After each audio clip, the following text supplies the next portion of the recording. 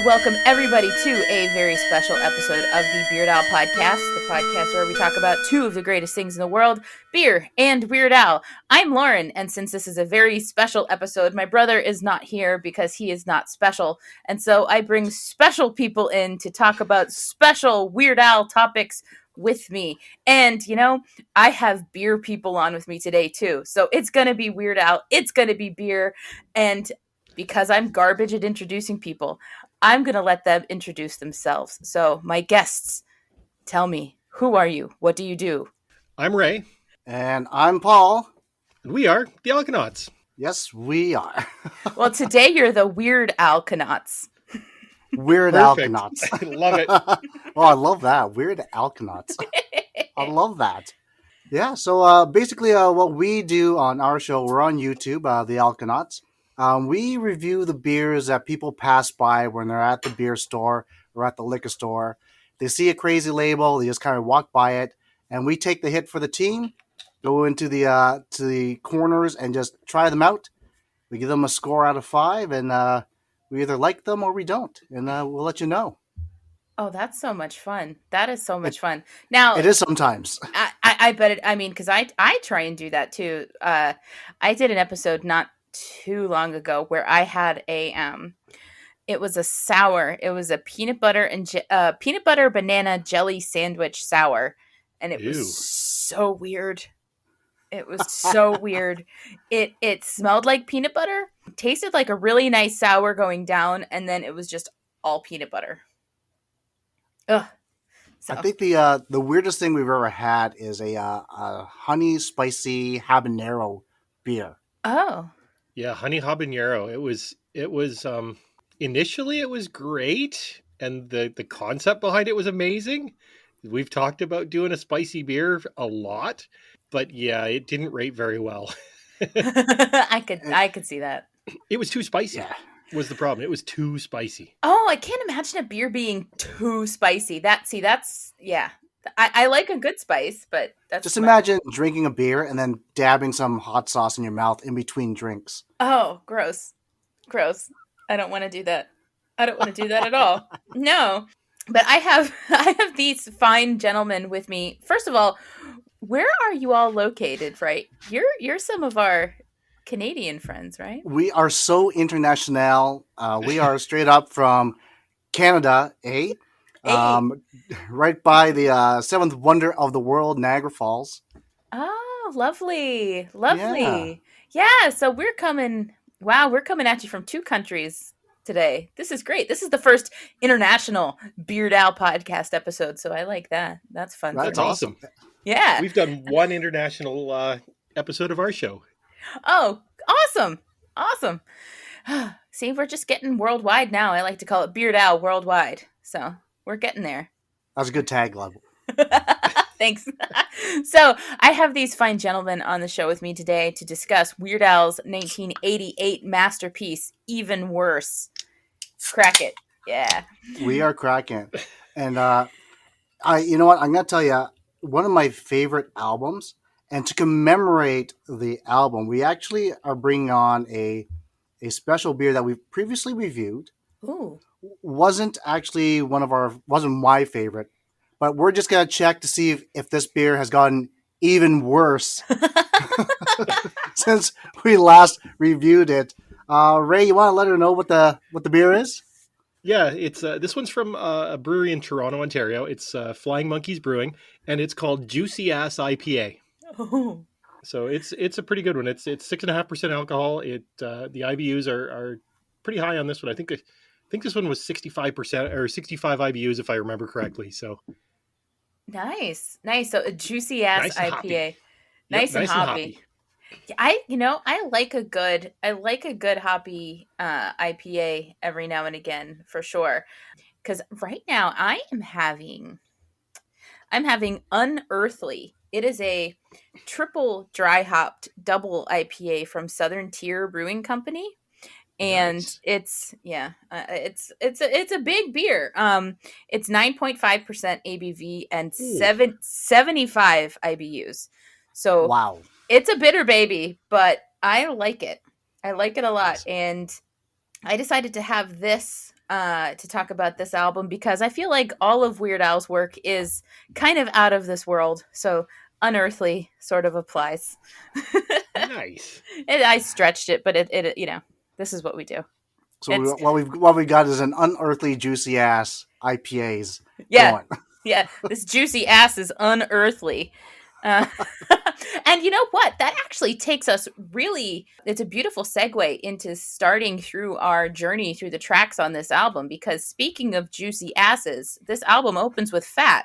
And I gotta say, one of my all time favorite songs. When I saw the video, and the funny thing is, it is just he choreographed that video to the T compared to Michael Jackson's Bad. It Mm-hmm. was like groundbreaking at the time. Like I'm thinking this is one of those videos where people took notice. They stood up, looked at this, and say, "Oh my God, this is El Professional. Yeah. Who is this guy?" It was just absolutely brilliant. And I had been a fan of Weird Al's for long before that. And just to have some confirmation from friends in school and people I know is like, "Hey, you ever heard of Weird Al?" I was like, "Yes, I did." Welcome to the bandwagon. Welcome to the bandwagon. It's such a fun bandwagon to be on, too. You know, he gives you permission to like tap into that weird part of yourself and just kind of own being happy and enjoying things. And yeah, the video for Fat is awesome. You know that it's actually the same set that they used for the Bad video? Yes, absolutely. From what I understand, he was asking Michael Jackson for permission to do the song, Mm-hmm. and Michael Jackson came back and said, "Yep, here's the song, and here's the studio." Yeah. The relationship between Weird Al and Michael Jackson, for me, is one of the strangest and most wonderful things that kind of ever happened in pop culture. That Michael Jackson was just like, okay, that's fine, do it. And Weird Al kind of ran with it and kind of started his career off of it, which is phenomenal. Well, if you're gonna start a career with a star, Mhm. why not go to the top, right? Yep. Because realistically, Michael Jackson was running those billboards from the '80s right into the '90s. But I don't know if this is true, but I heard that Weird Al started not doing the Michael Jackson songs during his tours. He does. Well, let's. I'm trying to think now because I've seen him 10 times. And I've seen Eat It in some iteration in every show. Okay. Eat It has evolved quite a bit over the course of Weird Al's live career, much like the song "Landslide" has evolved over Stevie Nicks and Fleetwood Mac's career because she's done it several different ways.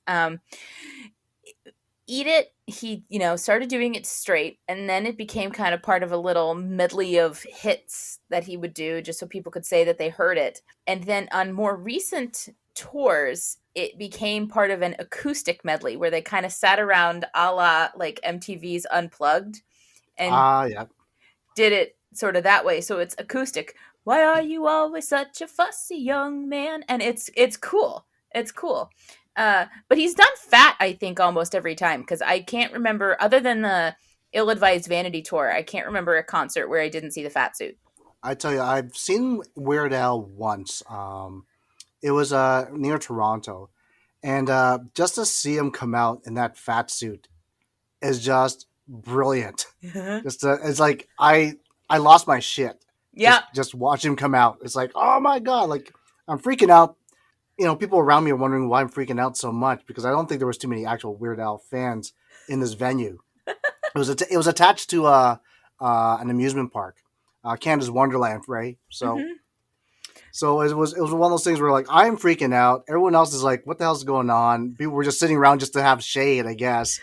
And here's Weird Al just doing this thing, and I'm just like just dying laughing here. Oh yeah. So was that like in the mid to late 90s? Yes. Okay. Yes. Because the first time I saw him, the first time I saw Weird Al was in an amphitheater inside an amusement park in the late 90s.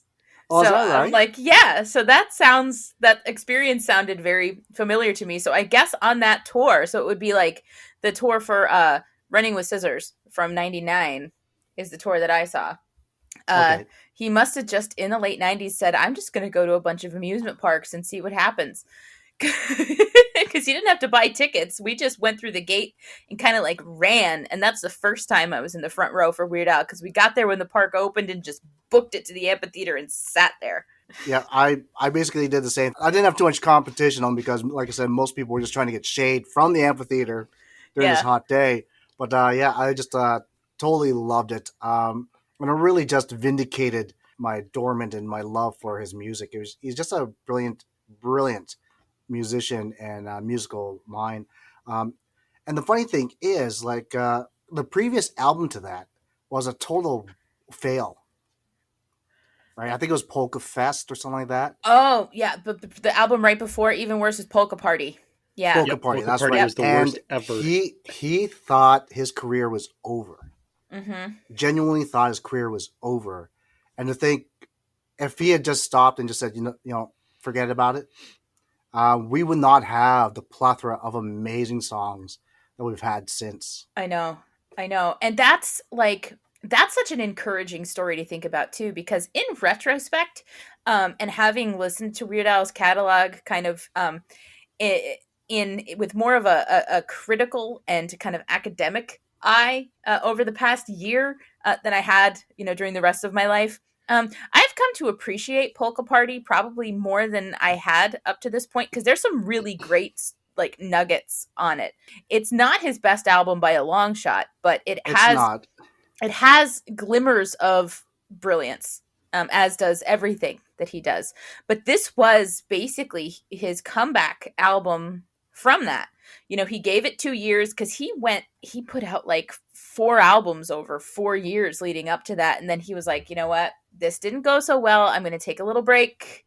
And then he came out with Even Worse, which I get that he called it Even Worse because Fat is a parody of Michael Jackson's Bad. And so he was just going like, you're bad, well, I'm even worse. But it's also kind of a nod to the fact that you thought my last album was bad. This one's even worse. Yeah, that's Exactly. and I didn't really think about that until I found out about how poorly or his opinions on his previous album. And yeah, makes total sense. And I can tell you with Fat, like there's so many great one-liners in there. It's just like it's like every line is a joke on its own. Yep. And I'm gonna say, I know your viewers can't see us. I don't know if they can or cannot. No. Maybe the psychic, or you can just picture this. I am of Asian ethnicity. My favorite line in there is, "I have more chins than Chinatown," and it just speaks to me. Oh God. Yeah. It's so funny. And that's, again, part of the brilliance of Weird Al is he can say things that not everybody could say because you can tell there's a lightheartedness behind it. What I love about Fat is you can close your eyes and you can visualize every line. I literally closed my eyes just in case you guys were wondering. I was like, you could close your eyes and you can visualize it. You can see when I sit around the house, I really sit around the house. Yep. When I go to the beach, I'm a lucky man. I'm the only one who gets tan. It's like, tan. yeah, I could see that too. It's just a nod to the Yo Mama jokes, right? So yes, and it flips it completely, because you'll have people that argue that Fat is a mean song, but it's not, right? Because he's boasting about how fat he is. Like, it's like, yeah, well, I am so fat that I'm going to need my own zip code. It's his badge of honor. Yeah. Right? Yeah, I love the beginning of the video. And they're telling him these fats like, yo, man, ding dong, ding dong. Ding dong, yo. Ding dong. No, I'm good. I'm fine. You ain't fat. You ain't nothing. You ain't nothing. It's so great. Oh, Lord. We could talk about Fat forever. I know. It's like, and there's so many great songs on this album. Yeah. You take us on the journey. I'm just going to say, well, yeah, because the next one is an original Weird Al song, Stuck in a Closet with Vanna White, which John and I we very recently did an episode on Stuck in a Closet with Vanna White. So we talked about this song for a long time, and it's better than we remember. Well, is this not his first album with original music on it? Like, it's half every half single one originals or had something? originals on it. Yeah, Okay. these had See, some I'm not the originals. fan that Paul is, so you'll Yeah. have to pardon Well, me, but no, and that's awesome. Actually, I kind of love having different Weird Al perspectives sort of happen here because what happens most of the time on this show is rabid Weird Al fans gushing about it. But to know that there's just people with appreciation for it that can say, "Oh yeah, this guy's cool." Uh, let's go. But yeah, Stuck in a Closet with Vanna White is basically a straightforward late 80s rock song about a recurring dream about being stuck in a closet with Vanna White. And you know what? Was not I have to say of all the songs, I'm gonna say that is probably my least favorite on the album. It was the most likely to be fast forwarded through. Mm-hmm. Back then, I had cassette tapes, so you just have to push the fast forward and hope that just stopped at the right spot, and Yep. not have to rewind. Mm-hmm. But it's I was listening to your conversations in regards to it, and I know you guys were bantering whether this sounded like more like Bon Jovi or sounded more like Aerosmith, and I think it was John that said it sounded more like Aerosmith only because of the ending. Yeah. And then when I heard him said that, I was like, that's totally Aerosmith at the end. Yeah, yeah, yeah, yeah, yeah. Yeah. But so it's but it's just it's brilliant like who comes up with this stuff like. Who thinks they're gonna get stuck in a closet with Vanna White? It's so random. It's so random. It's a song Like, about absurd recurring dreams, and he just picked a pop culture figure, and he had no way of knowing that she'd still be doing this same job almost 40 years later. Uh, I'm amazed. I'm pretty sure Vanna is a robot. at this point, maybe. I mean, who knows how much is real and how much isn't. I love Vanna White. Like, I'm not trying to put anything negative about her in the universe because I love her so much. it's such a great program, like such a great show, but I've watched it recently and the two of them are so awkward together. I know. John and I talked about this on that episode. I think part of it is because Pat Sajak is just kind of over it.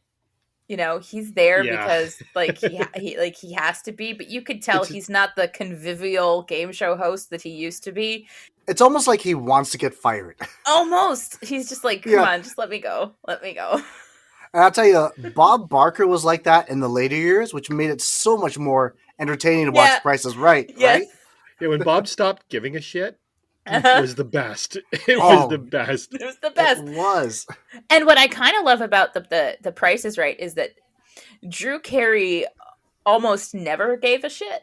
Like, he kind of just kind of like carried that, like, I don't give a shit mantle through the, he's been doing it for over 10 years now. And, oh my gosh. Yeah. He ended it in like 2006, right? No, 2006, I think was the end for Bob Barker. So Drew Carey's been doing it for a long Oh time. wow. Almost 15 years now. Yeah. Really, eh? Oh. Yeah. Isn't that It's wild? crazy. I actually watched it today, and yeah, Drew Carey makes no excuses for who he is, and it's like, getting a paycheck. Right. And that's something to be admired in people. Like, Weird Al also makes no excuses for who he is. Nope. He's just like, you take it or you leave it. Like, this is what I have to offer the world, so here you go. But I think what I like about Weird Al is that he has that kind of attitude, but he's more he's more nicer about it. He's very nice. He's not being a dick about it. Nope. It's just that if you don't, I remember hearing him saying in an interview, if you don't ask, you're never going to get, right. So it's just that he'll try and he'll do, and sometimes he pisses a few people off. He doesn't mean to, Mm-hmm. and I think he's very genuine when he says that. Yeah. But you know what? Even when it comes to his songs, like I don't think he comes up with these lyrics to be malicious. It's just something that just comes out of his brain, and that's what I really appreciate is his ability to just put words to something and just really get a message out that makes sense, Mm-hmm. right? Yeah. Yeah, Go ahead. he's so nice and he's so kind. But we'll get to it later in this album. But Weird Al has some dark parts of his mind that kind of come out in his music. And what's interesting is he can put all of this like dark imagery out into the world, but we can still receive it as light. if that makes any sense at all. Like, It's like if Stephen King can make Christmas cards. Bingo. yes, It's creepy, but wholesome. It's Christmas. Oh, yes, exactly. So, um, we can move on to the next track on this, which is one of my personal favorites. This song's just 6 words long, which is the parody of "Got My Mind Set on You" as performed by George Harrison. This song is It's such a brilliant commentary on pop music. it's so funny. I totally forgot that we were going to be with you guys tonight. So last night Paul reminded me. He's like, "Hey, don't forget," because I'm the guy that sets the reminders on my phone for half hour before I have to do things. And so I jumped on Spotify and I brought up the album last night. And I was listening to it while I was doing some work, and when this song came on, I actually realized I'm tapping my foot, I'm bopping along while the song's going. I was like, that is actually absolutely brilliant. Yeah. Yeah. Yet slightly incorrect. Because there are other words. There are other words, but you It's can. false advertising, Weird Al. That's the only thing I'm going to catch you on. I know. But you can tell that he went to painstaking efforts to make sure that the title was just 6 words long, because he sings Mhm. this song is just 6 words long, which would be 7 words, but the title is parentheses, this song's just, close parentheses, 6 words long. So the title's 6 words long, Mhm. which, A for effort. You say tomatoes, I say potatoes. It's all the same, right? It's all the Exactly. same. Artistic license. Artistic license. It's Did you say autistic license? No, artistic. Okay. artistic. Artistic. It's a pirate with a paintbrush. Little Yarr. pirate in there. Yarr. But this is a toe tapping song. This is a fun song. To be honest with you, I didn't like when the original song came out. I didn't actually like it. Mm-hmm. Traveling Wilburys. It really felt that point in the '80s where old time rock and roll is starting to try to stay relevant in a new age of music, Mm-hmm. right? And for me, it's like, okay, you know what? This is like my dad's kind of music. Right, it really was. You get George Harrison, you got all Traveling Wilburys on there. It's like did not appeal. So when I first heard this song, it's like, oh, this is cool. It's parodying, a song that's out there. It really didn't dawn on me the brilliance of the actual song, because you ever like listen to a song but you're not really listening to the song. Mm-hmm. I find now that looking back, I appreciate it more because of how brilliant the lyrics really are. They are. Right. Especially lyrics like and so I'll sing them over and over and over and over and over and over and over and over and over and over and over and over and over again. Again, yes. Or I think I'll put a solo right here. Yeah, And just-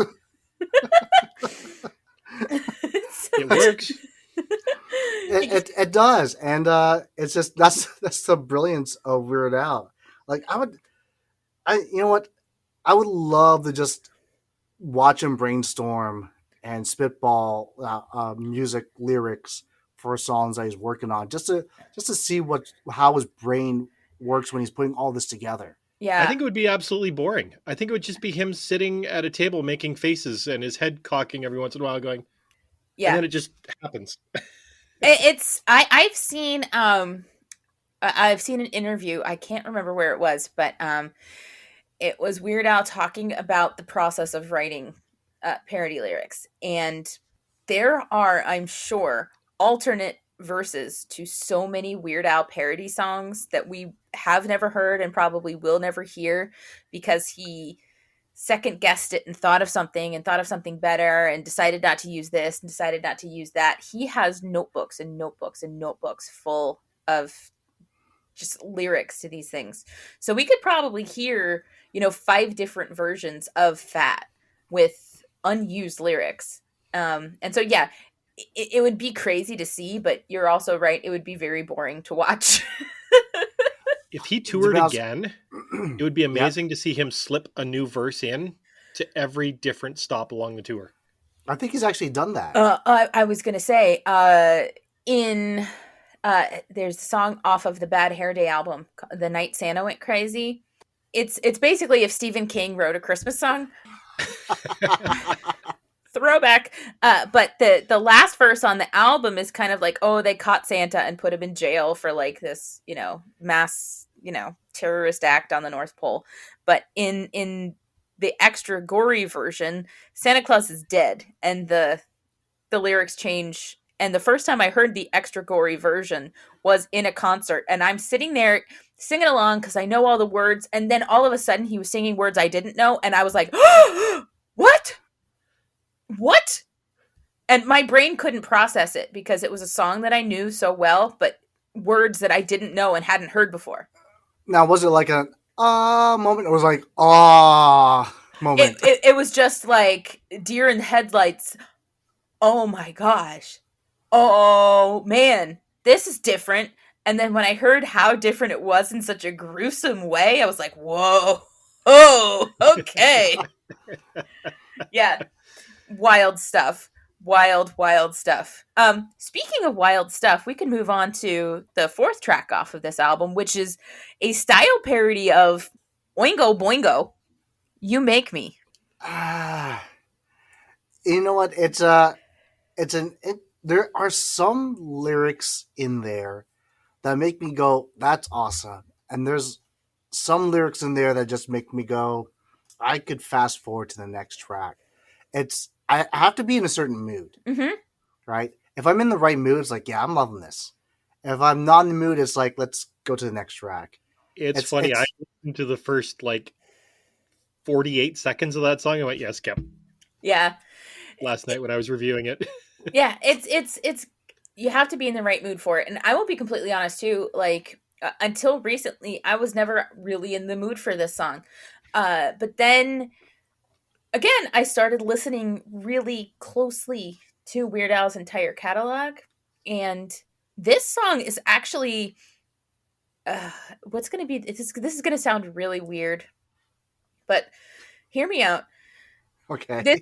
This is the closest Weird Al gets to like an actual true love song, because it's basically like, you make me want to do like insert wild thing here. Like that's what you do to me. Like you make me want to just like lose my mind. I'm losing my mind over you. So I'm going to do all of these crazy like Weird Al things. That's what you do to me. And you know what? yeah. Go ahead. I gotta. This is not. I would say, if you're gonna say, Weird Al has that one love song that's like gonna be his best love song. It's not that one. It's I can never remember the name of it, but awkward silence. Give me a lyric, and I can make this. I can edit We've this. We've been together for so very long, but now things are changing. You don't love me anymore. You don't love me anymore. The black and white video they're sitting on the unplugged. That is, to me, the ultimate Weird Al love song. The lyrics in that are just amazing. And here's a funny story. I remember I was dating my future wife to be, and I started singing that song. She finished it. Yeah. Now I get it. She doesn't know who Weird Al was, but it was a top hit in the Philippines. Oh my God. I don't think they realized it wasn't really a love song, but it was it was like a top 10 hit in the Philippines, and every Filipino just knew the song. That's amazing. Yeah, it's and I like, okay, I'm gonna marry you. That's amazing. That's amazing. To quote another Weird Al love song, if that isn't love, I don't know what love is. Isn't that Celine Dion? She's got something similar to that. But or Whitney Houston? Yeah. Or Air Supply, maybe. Foreigner wants to know what love is. Yeah, that's right? Foreigner. That's right. So, anyway. I'm Foreigner. You're both foreigners to me. And I'm a foreigner to you, I guess. Oh, there you go. Oh, boy. Oh, boy. But, so getting back to what we're saying, in terms of love songs, I don't think it is the ultimate Weird Al love song. I get you what you're saying, but it's not necessarily one of my favorites. Like I said, I got to be in the mood for it. Yeah. But yeah, It comes in a Well, good spot on this album. I think it's a good transition from this song's just 6 words long into the one that comes after it. It's a palate cleanser in that way because you're basically going from a parody of a cover to another parody of a cover, and to have this Oingo Boingo style parody as a palate cleanser is it's kind of the right way to do it. it's the pickled ginger of songs. It's the pickle ginger of songs. Yeah, you don't necessarily like it, but you need it, You right? need to cleanse your Exactly. palate to go to the next one. Yeah. So the next one is I Think I'm a Clone Now, which is a parody of the Tiffany version of I Think We're Alone Now.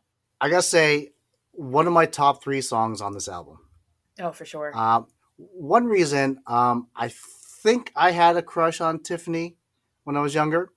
Oh, you did, because I did too. And I'm sure Lauren did too, so. Oh, yeah, sure. I was more of a Debbie Gibson girl, actually. There you go. So it was either Tiffany or Debbie Gibson. Yep.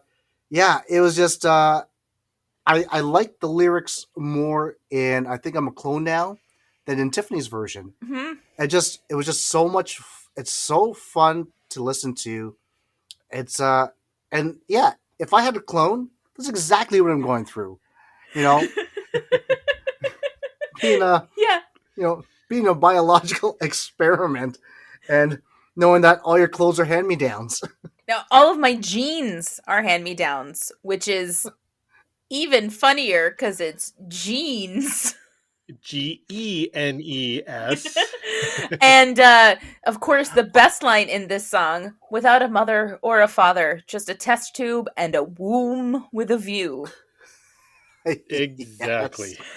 I mean, come on. The puns are rich in this song. It's great. And one of the things my brother John and I like to do on Wednesday nights, again, since I live down here in Florida and he's in Pennsylvania, we watch The Masked Singer together and we just text each other through the whole thing. We're basically live tweeting at each other during The Masked Singer. And there was somebody a couple weeks ago that actually did I Think We're Alone Now. It was brilliant. She did a great job, but John and I are just like, I can't hear these words. I can't hear these words. These aren't the right words. Where's the womb with the view? It was so funny. That was Tamara Mowry from Tia and Tamara. Yes. Was. I hate to admit that I watched that show, but it's a guilty pleasure. Yeah. There's no I have such friends thing who watch as guilty The pleasure. Bachelor. You like it, you like it. It's fine. Yeah. Yeah. I can't No watch The judgment. Bachelor. I can't watch any of those shows, but The Masked Singer, yep. Yep. It's fun. But I'll tell you, in regards to I Think I'm a Clone Now, definitely, like I said, my top 3. It's just so happy. It's got a great beat to it. Oh no, that's Obviously. Tiffany's fault. But the lyrics are just they're so succinct. They're so like it tells a great story because like I Think I'm Alone Now is such a sappy, tired, old story. Tiffany didn't really do anything aside from like bring it from the dead and just play it in a mall, right? Whereas Weird Al put a story to it and just really like brought it to life. And I can almost swear it was on a soundtrack somewhere. I tried to look it up today, I don't know. but I could have sworn like, and I don't know. I could almost swear I've heard it in a movie somewhere, where there was like multiple of somebody. I checked multiplicity with. That was Michael gonna Keaton, be my first guess. I no. and it wasn't in there. So, but yeah, it's a brilliant song. Okay, And, so I'm gonna do what we do on the show. Hey, commenters, if you can tell me what movie Weird Al's I Think I'm a Clone Now might have been part of the soundtrack of, please leave a comment. Comment below. Tell us, please, if you know. Thank you. That's me doing an impression of my brother. Hey, commenters, tell us. Come on, guys, come on. That's awesome. I like for some reason in the back of my head when you call on the commenters, I feel like we're calling on like interns. I know. Like we're not paying you to do this research, but if you could, because we're too lazy to Google it or we're not Googling it right, That'd be great. feel free to comment below. Because and you know the fact check interns are smarter than you, anyways, right? So when Oh, that would be so funny. Oh my gosh. Oh, you guys. This is wonderful. I'm having a really, really good time. I'm so I'm at a happy to blast. good. I'm just so happy to hit an 80s weird album. That's what we call them, weird I, ca- albums. I, I can. I don't think I can count on my two hands and my feet the number of times that Paul has mentioned Weird Al on our show. You know what? I'm just gonna keep plugging Weird Al, and just yeah, at some point he's just gonna send a restraining order. But nonetheless, until that day comes, I think he's too nice to do that unless you're actually like threatening him like with like harm to like him or his family. uh I don't think he has a problem with it because like I tag him and stuff every once in a while. He did like one of my tweets, which bing, that's awesome. I'll take that to the end of the earth. We should offer to send him beer if he comes on our show. That might work. He Wow. doesn't drink. I know. uh yeah, he's a very clean dude. Yeah, um that's fine. so maybe send him some kombucha. It must have been those hard days on the road playing those accordion solos that really just took him down. And Who knows, but all I know is what the cleaner and more healthy he keeps himself means the longer that we'll get to have Weird Al here among us, and the more times I'll still get to see him in concert. So you know what, Weird Al, just keep doing what you're doing because it's clearly working for you, because your hair is still beautiful. Kind of like mine. Hey, you gotta do what you gotta do. Those are sweet hats, by the way. I know oh, this is an audio podcast, but they've each got hats for their show, which is beautiful. we've got our merch. Not entirely happy with our merch right now, so we can't do any giveaways. It's But okay. I'm just saying, hey, you look very professional. I popped onto our little video call here and I was like, "Oh, they've got matching hats. This is great." Like they're like official. We try. We try. Hey. it's like if we worked at a beer superstore. This is the uniform we'd be wearing. Yeah, I love it. I love it. I love it. But we're gonna move on to the next track of this album because this is one of my favorites. It wasn't Okay. always, but it is now. Lasagna. Yeah. Okay, I'm laughing for two reasons. But you tell me why it is your favorite. Because before it wasn't the last time I saw Weird Al. It was okay. If you didn't hear this story on the show before, I actually flew from Florida to Philadelphia, drove 2 hours from Philadelphia to Atlantic City, saw a Weird Al concert with my family, drove the 2 hours back to Philadelphia, and flew back to Florida the next morning just to see a Weird Al concert. Wow. And so in the days leading up to that particular Weird Al concert, I was listening to Weird Al, and I just was listening to stuff that I didn't always listen to because I knew I was going to hear some different stuff on this tour, because it was the ridiculously self-indulgent, ill-advised vanity tour where he did a lot of originals and stuff like that. And I was listening to some of the originals off of this album, and then Lasagna came on, and I just listened to it, and I just was like overwhelmed with joy. I was like, this is really funny. You will get roly-poly and nice and big like your cousin Luigi. Luigi, capiche paisan. And it's like, it's so funny, and it's joyful, and it makes me want Italian food in like the best way. And I can't eat lasagna now without thinking about this song. And a nice minestrone is good for you. It's good for you. Like, it's so funny. And I'll tell you, like we're in an area where there is a lot of Italian Canadians, and growing up, I had that best friend who was a typical Italian from a typical Italian family.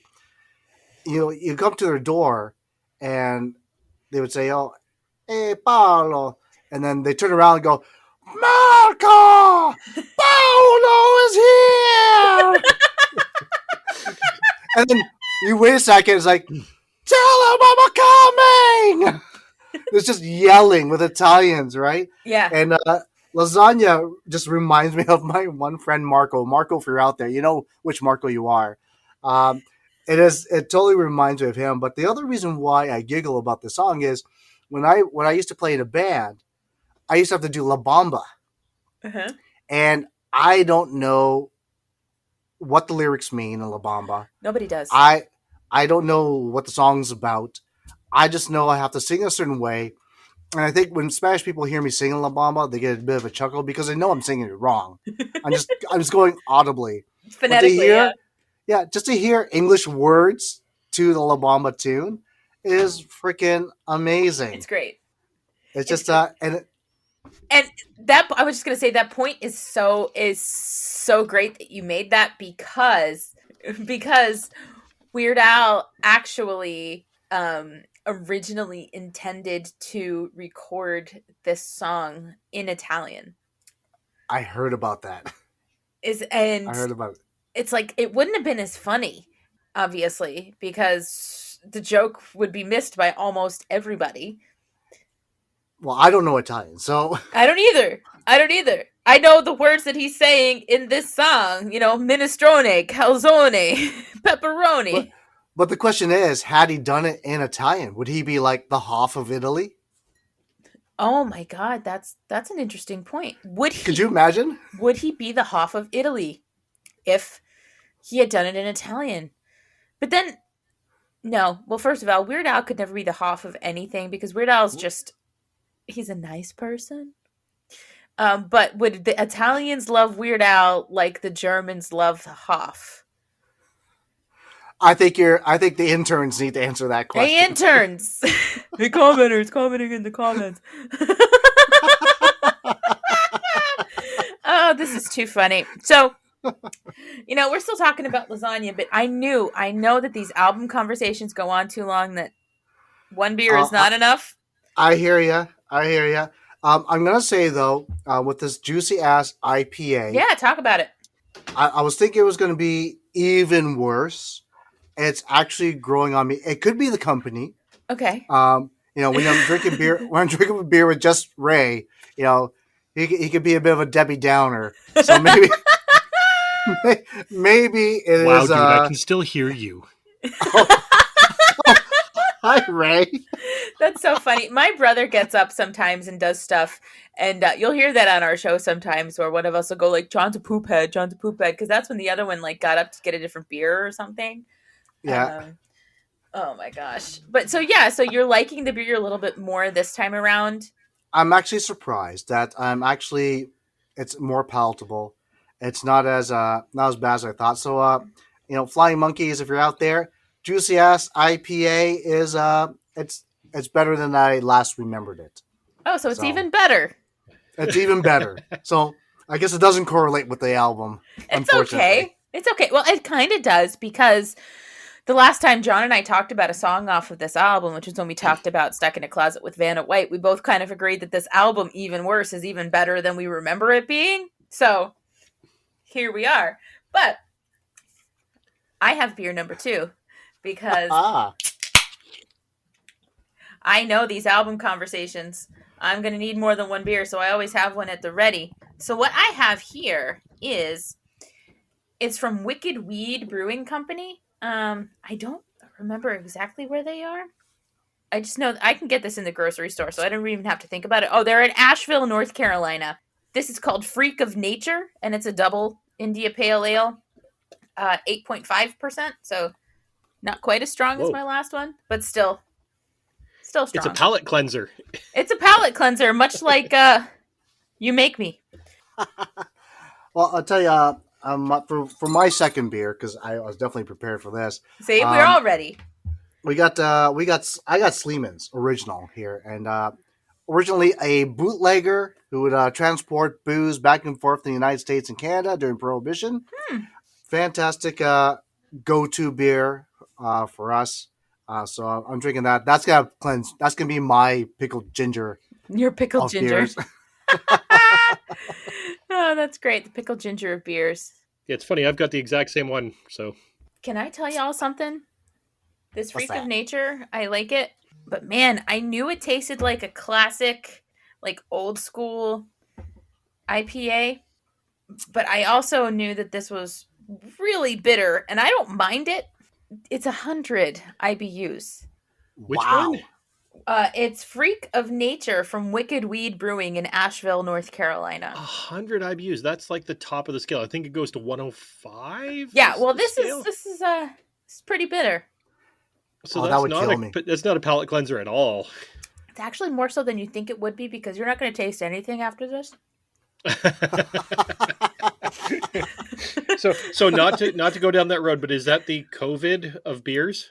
Because you're not going to taste anything. Oh my goodness. Well, I think I was telling you I got my second COVID vaccine yesterday as of the date of this recording, which as of this coming out means I'm fully vaccinated by now. But I was Awesome. worried that this wasn't going to happen because I thought I would feel like garbage today. Yep. But clearly I feel But- fine. That's And you awesome. look I got fine. number 1 yesterday, so Oh yeah. yeah, I was lucky. I got number 1 yesterday, and I tell you, last night by 8:00, I was ready to go to sleep. Could not keep my eyes open. Mhm. Expected today to be awful. It was tough because I did not sleep last night after not being able to keep my eyes open. But Yeah. Well, if it's any consolation, I booked my appointment for my vaccine at the dollar store. So hopefully soon I'll be able to get. Oh my goodness. I don't know. Actually, like we could take just a minute for me to understand because like obviously I'm here in Florida and it's been a little bit of a mess getting things rolled out here, but it's been a little bit of a mess getting things rolled out in most states. I felt fortunate that I was able to get it at the university where I teach. Once I met the criteria, age requirements and things like that. I was kind of in one of the first batches that they gave out at the school where I teach. So, what's it like? What's it like there? it's been a bit of a cluster. Yeah. First they chain you to a wall, and then they whip you a few times just to make sure you've got the stamina to handle the shot. After they whip you, then they ask you questions about your lineage. If you're pure enough to take the vaccine, then they will give it to you. This sounds like a Margaret Atwood novel. Yeah. So, anyways, so now we know who the drama queen is in the group here. But yeah, it's been a bit of a cluster. It's been interesting the way things are rolling out here. I was fortunate because the part of the city that I live in, well, I'm not sure if it's really fortunate, but our postal code, which is similar to your zip codes, Okay, yeah. where I live, has been deemed a hotspot in the province of Ontario. So, just yesterday morning, they announced that they were going to 45-year-old and up as eligible to book through Oh, the thing. So I jumped on yesterday morning right away and booked my wife and I in, and we got in at mid afternoon yesterday. So it was good. cool. Yeah. That's great. That's great. And I have to wait till they go to 25 and up, but I can wait. Why are you laughing? Because she can see you, Paul. That's why she's laughing. I'm just saying, if you were a Weird Al fan before Even Worse came out, then I can do math. That's all I'm saying. I could be a time traveler, That's also true. Or Benjamin Button. which could probably explain why I look familiar to so many people. Oh no! Oh, actually, I got to tell you a really cool story. I was on a cruise ship, gone to an elevator. Some lady from Ohio was like, "Are you from Ohio?" I'm like, "No." It's like, "You look like my neighbor's son." Like, "Oh, thank you." But I get that all the time. I must look very generic, Oh, or you just get the same kind of person working at the Chinese restaurant in someone's hometown. But nonetheless, it's just I've got the generic face, and I'm a time traveler. you I'm are gonna stick with that. okay. I like that. You're a time traveler. So, okay, not only is this the first international episode of the Beard Owl podcast, this is also the first episode with a time traveler on the Beard Owl podcast. So, we've got a bunch of firsts happening here today. And Copyright. all rights reserved. Let's talk about Melanie. That's the next track on this Oh, album. Yeah. You got something to You think? say. Do you think it Paul likes this is. one? You think? You think? I'm gonna say Fat and Melanie, and not to put them in the same sentence and say Fat Melanie, but Fat and Melanie. Um, I I I have a hard time discerning which one is my favorite. It just I'm gonna say it is a creepy song, but it is just such a beautiful original that he's created. And I'll tell you, some of his originals are absolutely like musically brilliant, so Yes. soft, Yes. so tender, and he just kind of like jabs a knife into it with such delicacy. Melanie is just it just sounds so great. Um, it's like as a songwriter, he really puts a lot of thought into how the story of the song goes, Mhm. right? And with Melanie, as creepy as it is, I love singing Melanie. It's so Like great. and like I, I would hate to think if my neighbors were listening to me singing in the bathroom, uh, talking Why are about your neighbors in the bathroom? because I leave the window open when I Oh, No, yeah. he just your keeps them all neighbors in are the bathroom. voyeurs. I get it. Yeah. I get Yeah. it. Just like the narrator No, of I send them Melanie. pictures. Oh well, are you sure they weren't staring at you from the, from their 15th telescope floor of the Gilwood of building. the Gilmore building? I saw you in the shower reaching for some soap. That was me. Yes, but yes, That was when Paul was in it's prison, just actually. it's just so. And you know what? When Even Worse came out, um, I was still in non-existence. Okay, I was in high school, but nonetheless, as a time traveler. As a time But traveler, got you. Hello, fellow it, young people. it's one of those things where like I'm listening to this and I'm thinking, there's hope for me yet.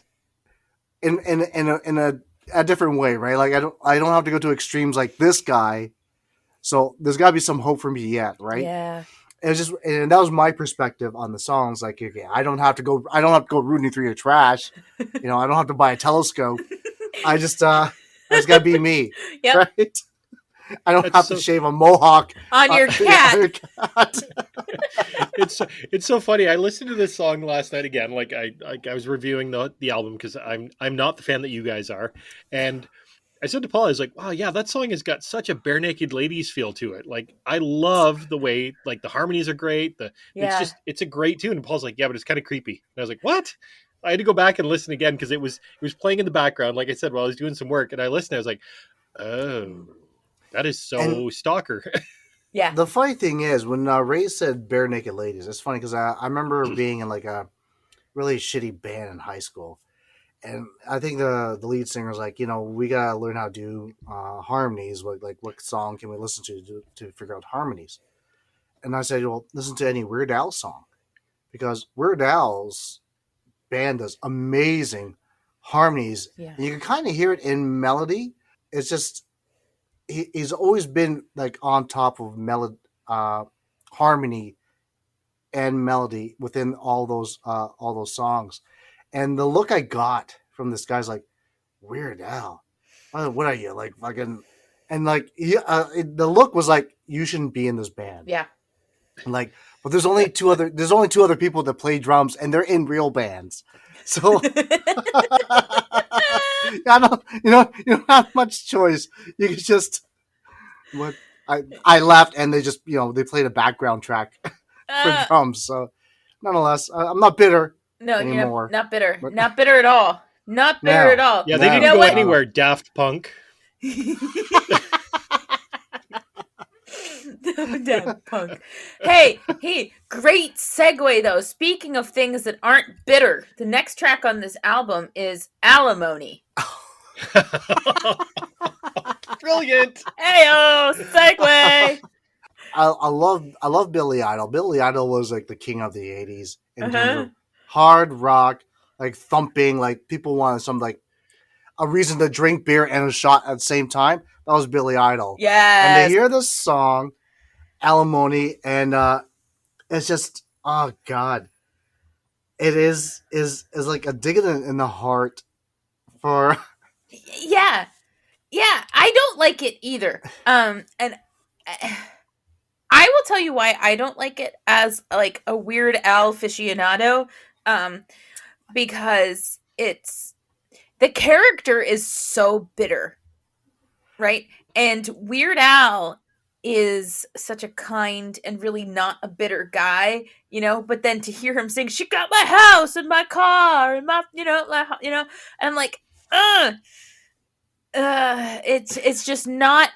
I guess I can accept him singing about like we're gonna get to towards the end of this album, torturing rats with a hacksaw and burning the wings off of Yes. flies. I can accept that, but I can't accept him in like a normal, bit like bitter human place, which I, is th- I love I love the bridge in the song. The you hear the girls singing, "I want my alimony, money," and it's like, "Is it due? is it I want my alimony, money, or you'll sue." yeah. It's like There's funny little nuggets in it for sure, but like this song is not like at the top of any of my lists because it's just like, eh, eh, eh. See, I went to theater school. I've worked in live theater forever, and the fact that he can sell that character is brilliant. He causes the angst in you as a hardcore fan, so he's sold that character. You know what? That's a really good point. That's fair. I'll accept that. I will take that and live with that because it's a compliment to Weird Al, and I like it. I like it. Like you don't like it, but that means it's good. Yeah. So okay. well, here's a question from your perspective, Lauren. What does alimony the song sound like to you? Because the perspective might sound different from a guy's point of view. Yeah. Well, I mean, it sounds like a man who's bitter about having to, to pay his ex wife alimony. Oh Because yeah, okay, we're on the same page then. yeah, that's what it is. Like he's like, trying to get blood from a stone. I'm like that's You got funny. everything Like, else. Now you want my cash too? yeah, yeah, and I'm like, I'm in debt. Yeah, like it's funny. Like we're laughing about it. Like it is funny, but it's not going to be one of my go-to Weird Al tracks. No, no. And to be honest with you, it is one of the few tracks that I do actually pass by on because it's so familiar. I actually prefer the actual Billy Idol song over this actual track. So, Yeah. but And it's your high still. school band did it so well. Are, you- are you stalking me in the past again? Gotta go back. Oh, reverse stalkers. So the the next track on this album, Velvet Elvis. What a great tune. Thank you. I absolutely loved that tune. I had never heard it before last night, and I was like, I there love is something new opinion. Yay. there is something brilliant to this song. It was just I don't know what it is because that's an original, right? It's an original. Yes. It's a But style parody of the Police. yes, So yes. in the Yes. I'm style sitting there. of the Police. I'm going. What is that? It's the guitars. I'm going. What is that? And I was like, I got it. And it's totally the Police. This is why. This is why. Oh, so you hadn't heard this song until yesterday, and I you're had like, never heard it. great tune. This is a Weird Yep. Al track that a lot of Weird Al fans, going through this album, like even my brother and I, up until recently, we'd skip over Velvet Elvis. But I have come to really love Velvet Elvis, and the fact that this one stood out to you.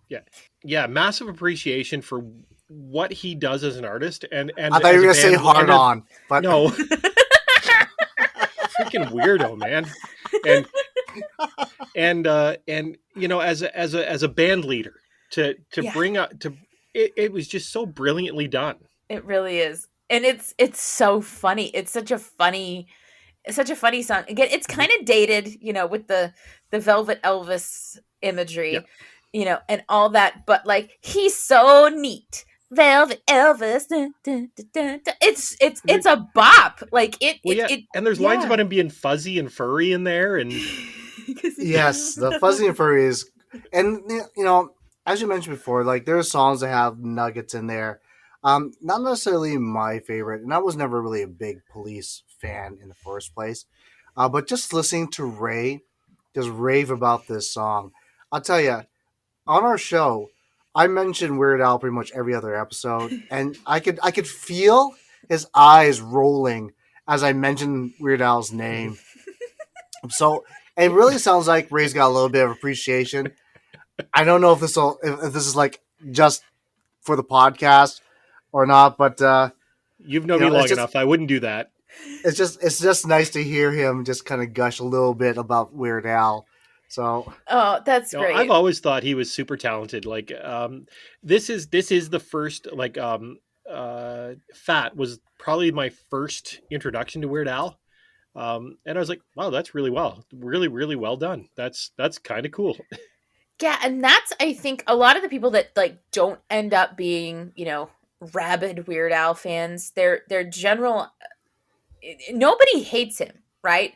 Like people might make fun of you for liking him or anything like that, but nobody actually hates Weird Al for like what he does because it's like, you know Yep. what? He's just doing his thing. Weird Al's like that guy in the AV club that just does everything for everybody, so no one can really hate him. Yeah. Exactly. He's just like, nope. He's just doing it. He's just doing it. Um, so we've got two more tracks left on this album.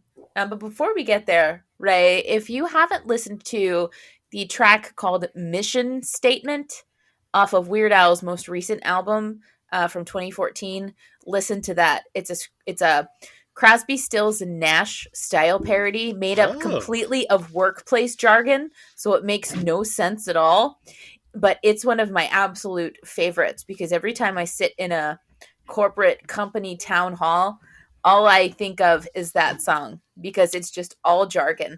But the song is beautiful. So I'm gonna look that up. if you want a really good style parody, Mission Statement. I That don't that's I don't that's yeah, that's like one of my entry points for if I get a vibe off of a person and I'm like, they'll like this. There's your in. So Mission Statement is a good in. I love how you're prescribing Weird Al songs. Hey, And for you, I think I'm gonna prescribe Mission a little Statement. lasagna and with a side of Melanie. Let's see if we can get that sorted out. Yeah. That's a weird Take some combo. lasagna and Melanie and call me in the morning. Yeesh. Uh, Twister. Oh, classic. You know what? It's based off the Beastie Boys, Yes, Yep. and I love the Beastie Boys, and it's about freaking Twister. it's 1 minute It's just long. I think, It's one but minute. you know what? He puts so much oomph into that 1 minute. It's like I think that is the predecessor to all your like Amish Paradise, your white and nerdy. It was really the first. I think the first really rap songish. I Yes, don't know if he it's the first. did anything previous to that It's the first rap. It's the first rap. Yeah, it is. that he's ever done. Yeah. And coincidentally, on the same note, even worse is one of two albums that doesn't have a polka Uh huh. or polka medley in it, Yes, that's true. This and his self-titled debut album are the only two albums that don't include a polka medley. Huh. which I love actually. God, I love those polka medleys. I Like, know they're so great, aren't they? here's what's really sad. I'm a drummer. I actually like playing drums to those medleys. Sure, why not? I bet they're a lot of fun because you got a lot of tempo changes, a lot of fun Oh, little and you know rhythm what? hooks. You know what I love? There's no drum solos. There is one drum solo in the polka medley on Off the Deep End. He calls for it, Drum but solo. solo. It's like, but there's no actual drum solo. Yeah, I guess so. Yeah, it doesn't happen. The beat does not change. But yeah, Twister is such a hard hitting rap thing, and I'm like I said, I'm pretty sure it's a predecessor to all the other Yeah, rap stuff he's done. And I love Amish Paradise. I love White Nerdy. I love all those. You know, he's I. It amazes me that he can. That his mouth moves that fast. Like I know. I couldn't do a rap song to save my life. You know, I've tried, and I love. And actually, to be honest with you, if it weren't for Weird Al, I wouldn't be able to appreciate the Coolios, the Eminems, the chameleons, like it chameleonaire. Sorry, but Yeah, I appreciate rap more because of Weird Al, which is kind of weird. right. Yeah, But and that's true. It's true. I mean, yeah, Milton Bradley's got a deaf one. It's a Twista, Twista, Twista, Twister. All the girls and homeboys playing Twista. It's so funny. and doesn't it want to make you play Twister? It does. It does. Spin the spinner and call the shots. Twister ties you up in a knot. It's It's Twister Twister. It's Twister. from MB. B. It's so great. You gotta get it. It's Twister. It's so funny. It's so funny. Like I can't even look at a Twister. Like I can't look at it without thinking about it. But oh my god, you guys, we're upon the last track of this album. This has been so much fun. Oh, I'm having a ball here. I'm just totally enjoying this. Yeah. I'm like Who totally doesn't love? geeking out. Yes, just geek out. Who doesn't love talking about Weird Al? And the last song It's that so we weird have, to meet somebody that is alling so hard like Paul does. It's crazy. I owl so hard I made a podcast about it. Apparently. Well, there you go. See, Oh gosh, our last track is "The Good Old Days," yes, which is supposedly a style parody of James Taylor and that kind of folk rock ilk. yep. He's got the folk rock, and I love the fact that he's basically created a psychopath serial killer in one song. Right?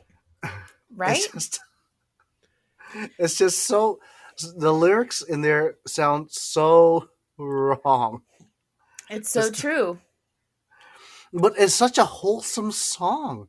Like Sounds like if you were to, if you had put slightly different lyrics in there, without the killing and the bashing and the torturing, Mhm. um, it would be such a wholesome song that you could like campfire sing to your friends and like their Yeah. kids. It's just like, but the lyrics are so dark. It opens And up not so dark, like, like it dad was like, or maybe going fishing again. And then it's like he's torturing rats with a hacksaw and pulling the wings off of flies. for flies, yeah. And it's awesome. Like it's that's classic Weird Al. He just takes something so beloved and just adds some sort of evil into it. It's so funny. It's like he has a great way of turning soft songs into something so totally twisted. There's an author. His name is that doesn't matter what his name is. If you read the book once, it's like a children's book with the animation is like one sentence on each page, right? And if you read it once, it sounds like a children's book. If you read it twice, you see all the dark things are going on page to page to page. It's funny you don't pick it up on the first time, but that second time it is so dark. And that's what Weird Al is like. When you first hear that song, it sounds so brilliant because the lyrics don't register, Mm-hmm. right? And then, because you only hear the lyrics probably in the beginning, as you do with most songs. And then as you hear it more and more, your brain starts to register more of the lyrics. It's Yeah. like, what is going on here? It's Mm-hmm. I like, can speak to that because last night, like being the new guy, I started the song and I was like, hey, it's a good song, sounds great. Musically, it's Weird Al, production's fantastic. I'm bored, and I shut it off. So now, after hearing you guys say this, I have to go back now and listen to that again. Uh-huh. you know Yeah. what's really funny? I don't know if you ever heard of Nick Cave. Yeah. Absolutely. Yeah. Nick Cave has some gruesome songs. Yeah. Like, yeah. Yeah. And it's I like to think that Good Old Days is like one step away from a Nick Cave song. Like Weird Al could have said, you know what, I know how to do Yeah. this. I'm gonna give this a Nick Cave, Yeah. and Oh, and Nick yeah. Cave could have totally made that into a Nick Cave song. Yeah, for sure. Well, okay. I'm gonna say this: if you're going to re-listen to Good Old Days, find on YouTube the NPR Tiny Desk concert with Weird Al. He does this Okay, song on it, and it is amazing. It's amazing. He does this NPR. and the NPR Tiny Desk concerts. Okay, So it's just They're like brilliant. Those things are it, so yeah, well produced. They're unbelievable. it's so great. So he does this song, he does You Don't Love Me Anymore, and he does CNR acoustically. oh wow. Charles Nelson Riley was a mighty man, the kind of man you wouldn't disrespect. It's like you wouldn't expect that to be acoustic because it's a White Stripes style parody, but it sounds Hmm. Mhm. amazing acoustically. So if you have like 25 minutes and you just want to like watch Weird Al and like his bassist and guitar player crush it acoustically at the tiny desk, do it. 100% worth your time. Like I wouldn't steer you wrong with that. It's Uh, 100% worth your time. I'm totally in. I am totally in. So we've covered even worse. This has been so great, you guys. I've had so much fun. I had a blast. Like I've been jonesing about this for the past month, ever since Yes, he you invited has. us on, and it's like Ray, you know, we got 3 weeks to go, we got 2 weeks to go, we got 1 week to go. I know. I know. I'm such a planner. I'm such a planner. And then you have so much more time until you actually get to hear it get published because I'm such a planner. That's okay. But you know what? I had a blast. I didn't know what to expect. But you know what? You're absolutely a fun. And it's too bad John's not here. I You're know. absolutely fun, Lauren. Oh, thank I you. had a blast with you. And like I said, I think you made my juicy ass IPA taste even better. Oh, it's because me and my juicy ass. No, I don't know. I'm going to leave that in because that's Woo! funny. Woo! Yeah, these episodes like this where I have guests on, because my brother's got a 2.5 year old, so his time is much more it's much less flexible than mine is. Yeah, that's a And tough time. yeah, so Two he's and a got half the years old. They kid, need and you. yeah, he's got the Yeah. kid and the all this going on, and so I'm like, you know what? I got nothing. I got dogs. I can crate them. That's fine. You can't crate a child. This is what I always say to people. Like, you can't put a kid in a crate, but I can put my dogs in a crate for an hour or so. And Why not? Mine turned out fine. Yeah, that's totally a Canadian thing. It's totally a Canadian thing. That's Kids right. in crates, of course. Kids in Yeah. of course, of course. There's a store named after that. Kids in Crates. Oh my gosh. Oh my gosh. This is wonderful. This is wonderful. Did you guys want to close out again? Just kind of like bookend it with where people could find you, how they can find you on social and things like that. Absolutely. Well, we're in Canada, so just come by. Just come Yeah. up to Canada, eh?